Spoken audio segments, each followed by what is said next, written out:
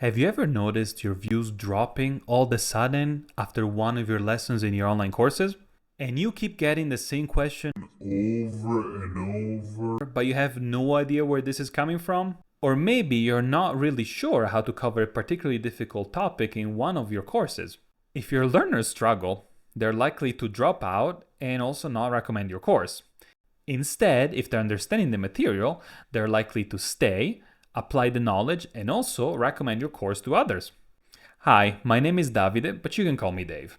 I've been teaching aerospace engineering for more than a decade, and I created this channel because I want to help entrepreneurs who may not be experts in teaching create, maintain, and update their online courses.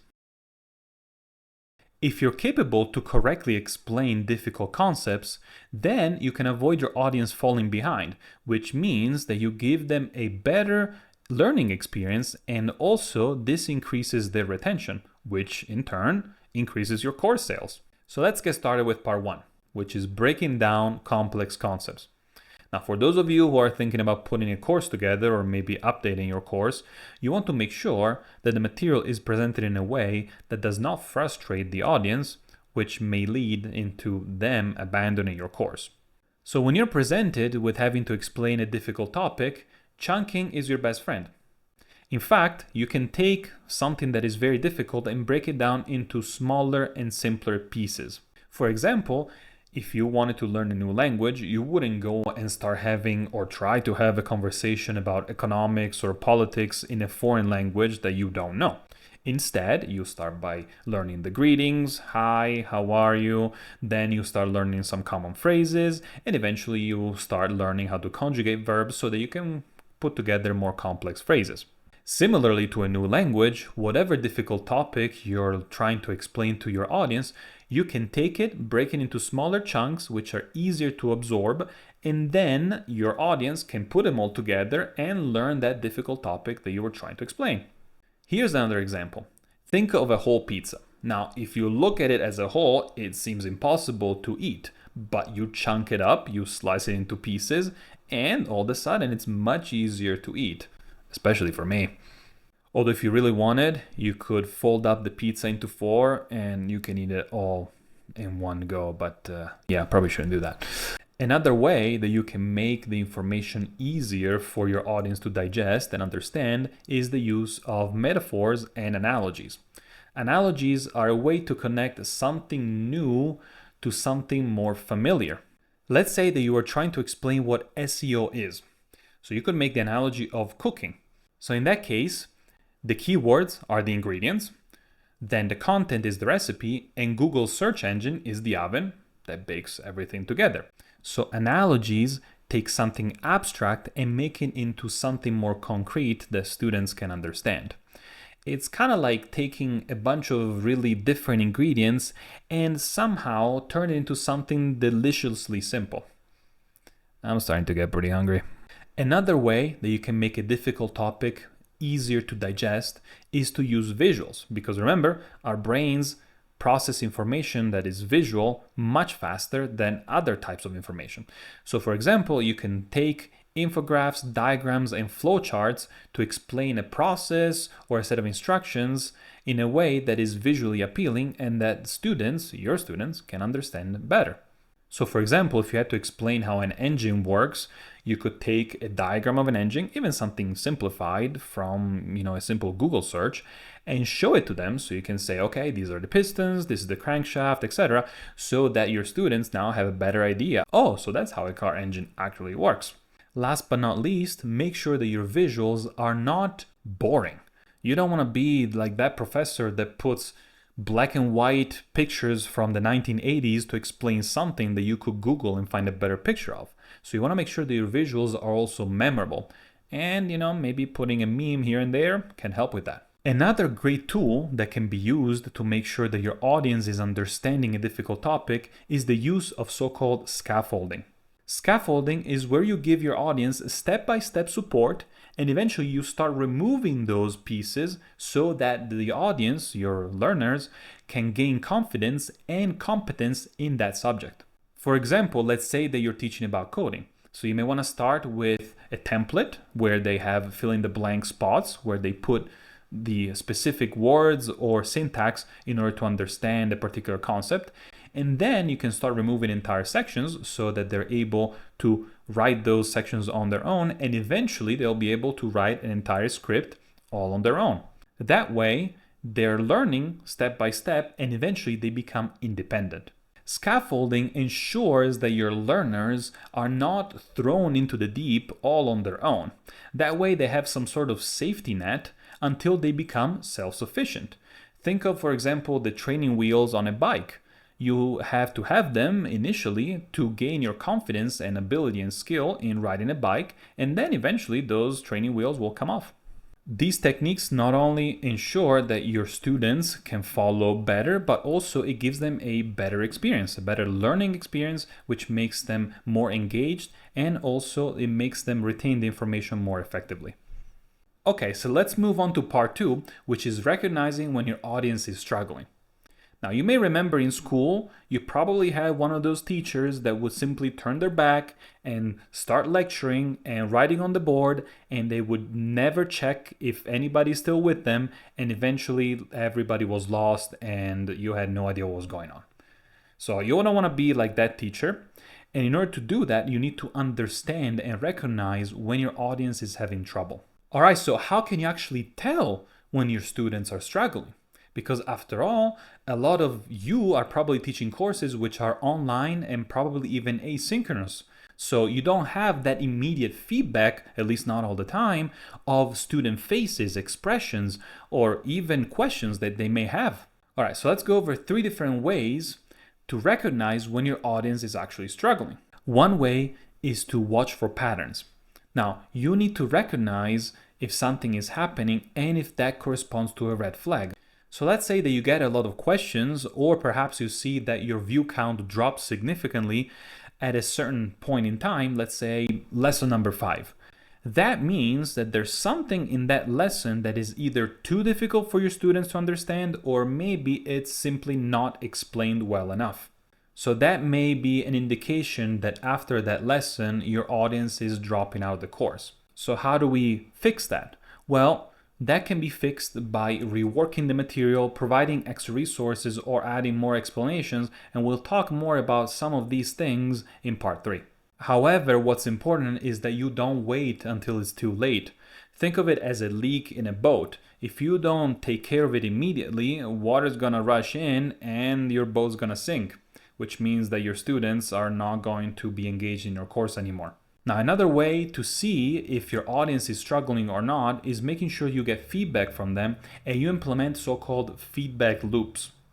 Now, the way that you do this is that you give them quizzes or polls or some sort of way for them to be tested on the material that you're teaching them so that you get immediate feedback from them.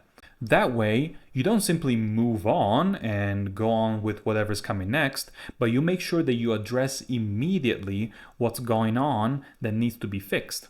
So let's say they have a tricky lesson on data analysis. Now, what you can do is you can ask a question, let's say, what are the methods that you would use to understand and analyze these sales trends, for example?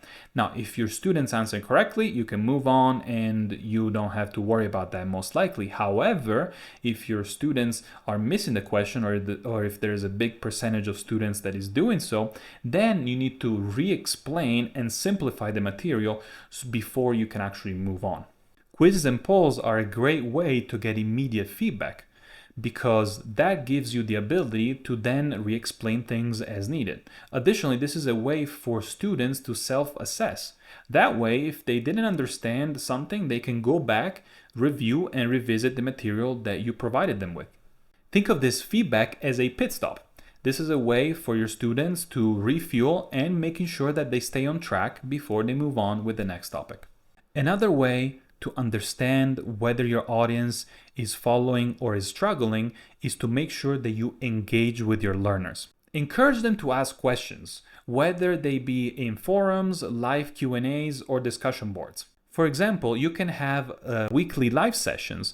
That way, the audience has an ability to ask questions directly to you, and it's also your chance to go over common mistakes and common misconceptions that you observed.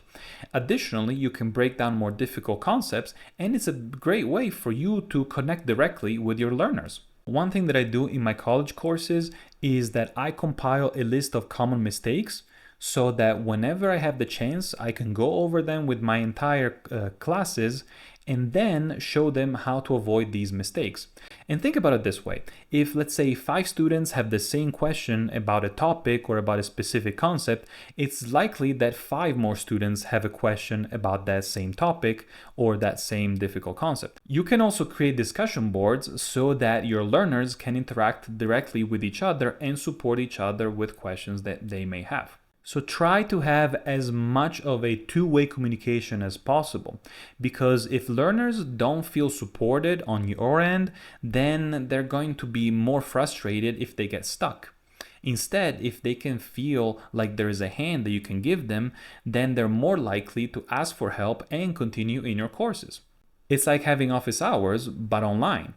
And this also helps reinforce a feeling of community. So you're not just some entity behind the screen, but you're actually a person with whom they can interact.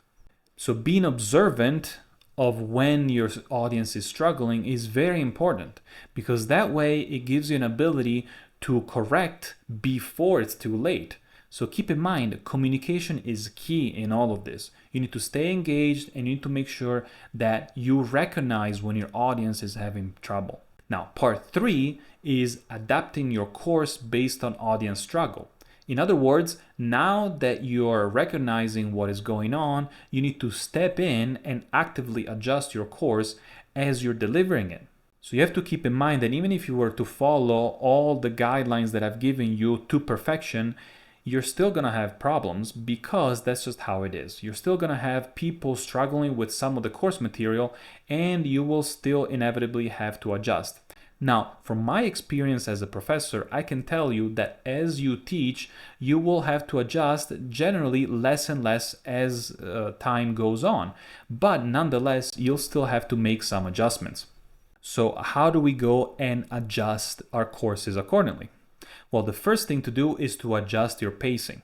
So when you see that people are struggling, you need to slow down. Especially this is important when you're giving live sessions. In fact, slowing down instead of rushing through the material is a great way for the students to process what you're talking about and, if necessary, repeat it or explain it in a different way. So let's say that you're trying to explain a concept in programming, such as the use of memory. So you may explain to them how variables are stored in the computer memory, and then at the end you can say, does that make sense? Is everybody understanding this concept? Does anybody have any questions? Now you may get some immediate feedback with just asking these very simple questions, but not always.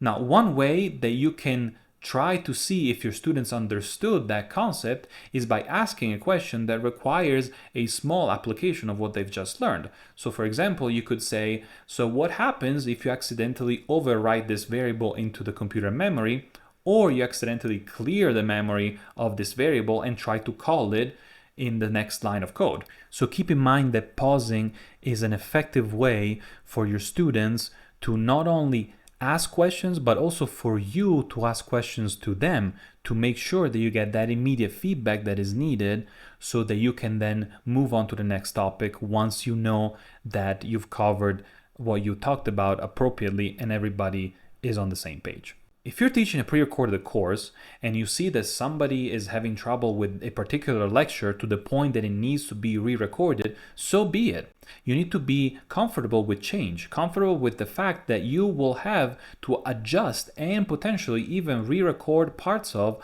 or entire lessons. Another way to adjust your course is to provide additional material, additional information.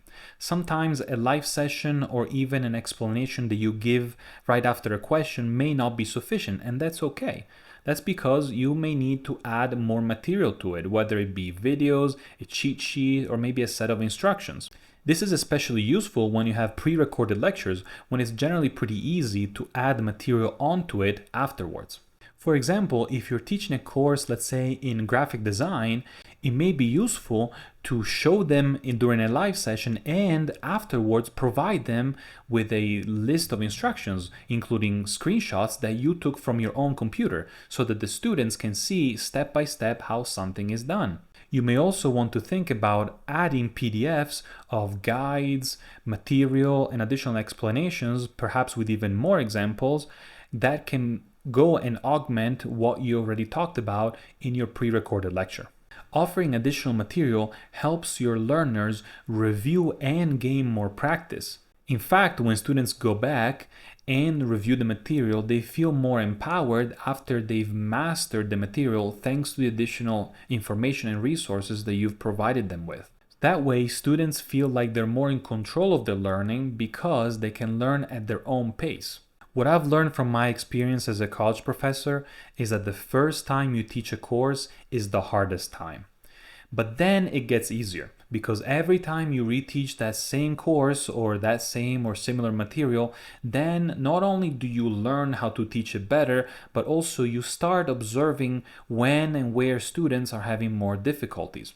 That way you can give additional exercise and practice to try to avoid students from falling into those pitfalls that you've observed in the past. This is why it's very important to keep updating your course even if it's been years after it launched because, well, first of all, it needs probably more up-to-date information. That may or may not be the case for some of your courses. And very important, which is what we talked about a lot today, is that you need to monitor your student performance. You can't just give them a course, sit back, and completely forget that that course even exists. That's not the behavior of a good teacher. A good teacher is somebody who is engaged continuously and sees the value in understanding how to adjust their own course. So tell me, how have you been addressing problems where your students were struggling? I'd like to hear from you, so drop a comment down below and let me know about your experiences. See you in the next video.